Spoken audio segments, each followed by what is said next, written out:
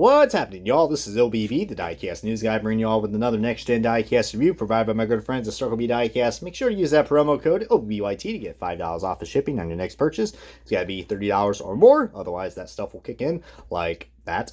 And today, it's going to be on the next-gen review that I think a lot of people are actually, I would say this is probably a lot of people's, favorite paint scheme from this driver. I think there is one card that's more above this, but I think this is probably a good sector for me for this particular driver, but I've already have all of his diecasts already in the 1/64 scale as we got them, released. But today, it's going to be on Brad Keselowski's, I will say once again, he did not win in this race.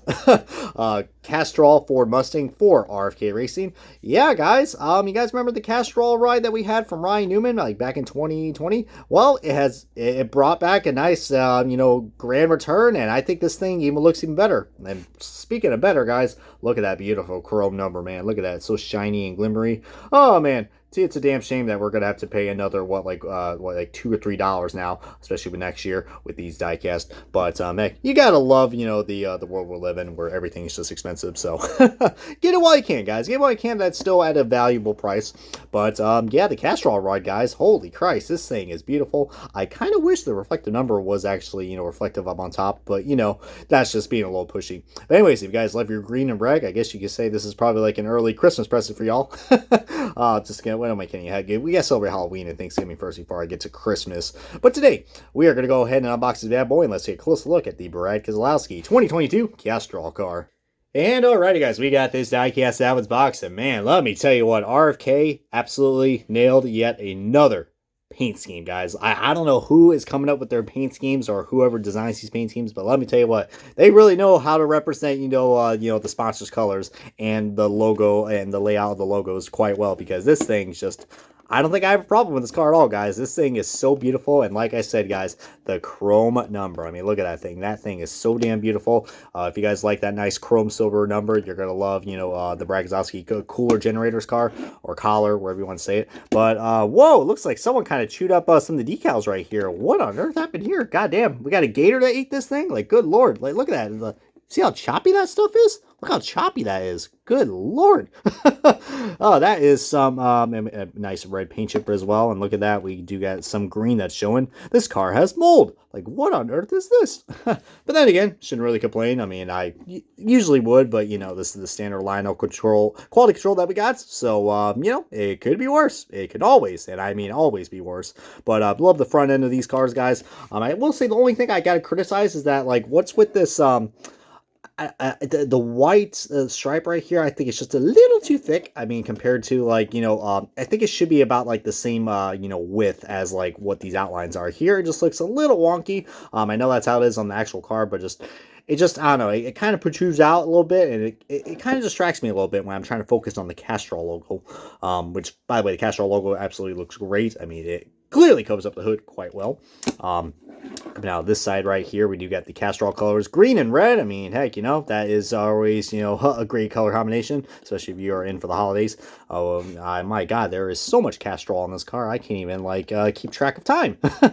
But, I think Brad Keselowski, only drove this car for 4 races. I think very recently he just, ran this car at the, Charlotte Roval, and I did saw this car, actually, at Daytona, at the Daytona, supposed to be night race, but it was a morning race.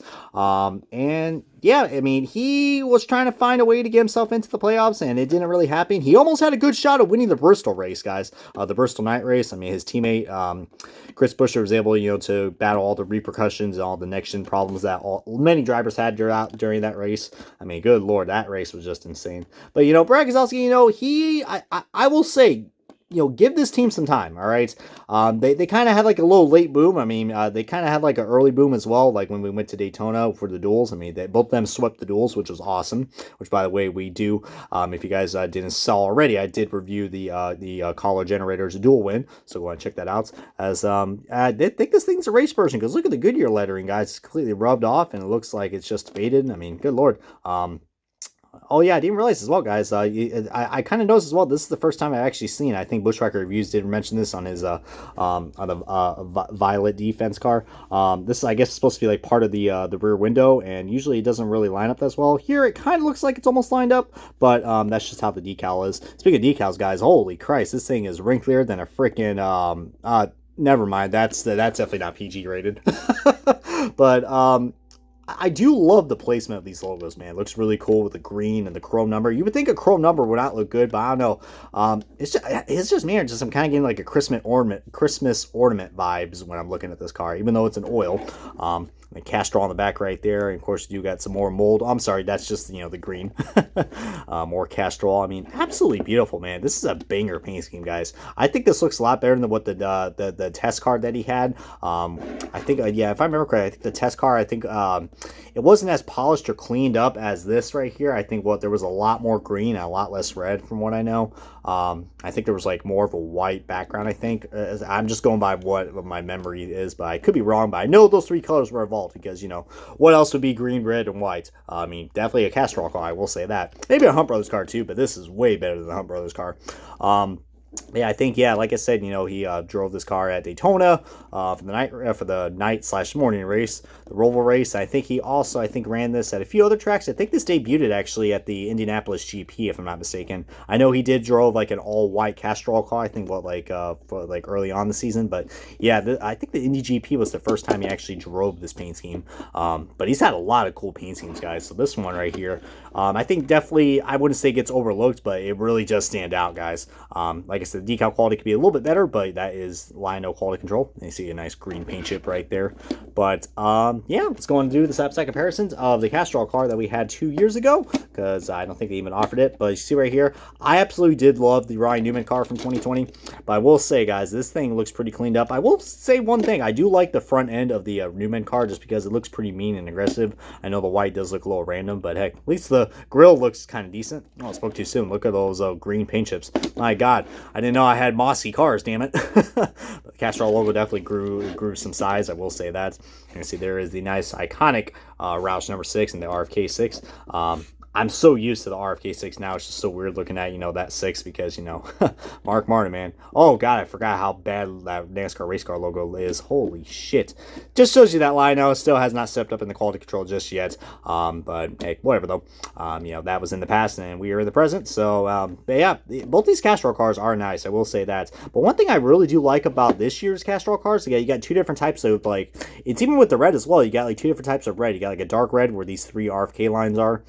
Still don't know what the meaning of those 3 lines are because they're like that on every single car, but probably stands for RFK as the initials or something like that, or maybe a third car. That would be cool though. Roush could be back in the game if they do that, but they gotta get a Chata first. But I do like, you see right there, yeah, we got the dark red and the bright red, and then you got a dark green. This car just has a nice little shadow pattern to it, which I do like. Compared to here, it's just basic colors, which looks nice. I do like the zigzag lines. Look at me, I can't talk English right now. What's a zigzag? I don't know. You tell me. But I actually kind of prefer this year's car a lot more better. Plus, it does have the black cheater trim anymore. Here, it does have the black side skirts, but it doesn't, extend to the back because, the next-gen cars don't need that stuff. And I don't know, I just like the type of variety that we got in the next-gen car, especially the red deck lid. That looks really cool. Like I said, oh yeah, I didn't realize how crooked that 6 is, guys. I think they were like that on all these cars.